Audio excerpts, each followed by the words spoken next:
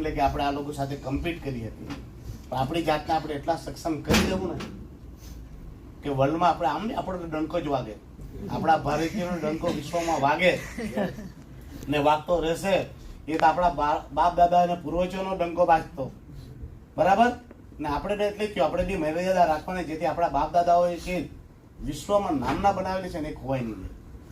બાકી તમે ચિંતા નહીં કરતા. હા, બસ એટલું જ કહું. તમે સમસ્યા બહુ છે, મને 2 વર્ષ આપજો.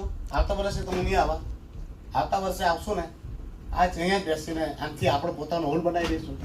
એ હોલમાં આપણે નવું કંઈ કરવાનું ને, અને નવું કેવી રીતે આપણે કરવાનું એનું પ્લાનિંગ કરતા આવશું.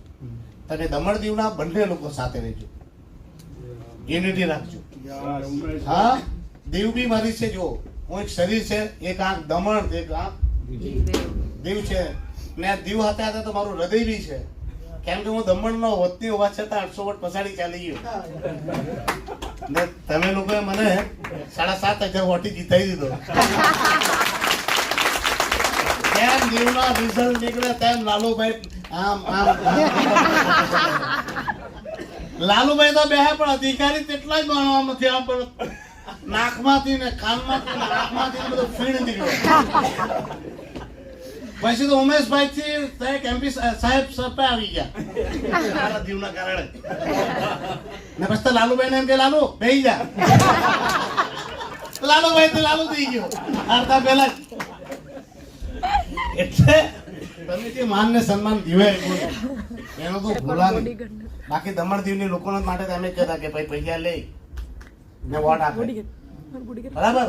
હું પેલા નેતા છે જેને લોકો વોટ બી આપ્યા ને નોટ બી આપી. તમને ખબર નહીં હોય, તમે તો કદાચ અહીંયા આવ્યા તો તમારા ઘરના જે ડોહા છે ને તેમને પૂછજો.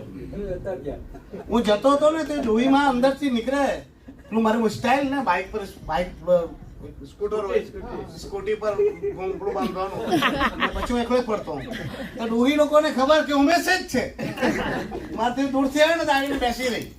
પછી એ લોકોને ખબર પડી કે પહેલી ટર્મમાં મેં પહેલા ચક્કરે પૈસા માંગેલા, તો બીજીમાં પૈસા નહીં જેને આપેલા ને તે બિચારા લઈને બેસી રહી કે રેડિયો વાગે એટલે પેલો આવશે ને. તને કહું મેં 1 રૂપિયો માંગતો હતો, તે લોકો તેમાં 500ની નોટ ઘુસરતા માંગતા. નહીં બહાર આવે ને દીકરા એમ કે હાથે રાખેલા તું જીતજે નહીં, પણ પેલાને કાઢજે.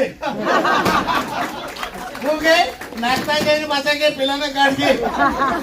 કાઢી નાખું આવ્યું એટલે 15 દાડમાં એને છાતીમાં લાત મારીને કાઢો.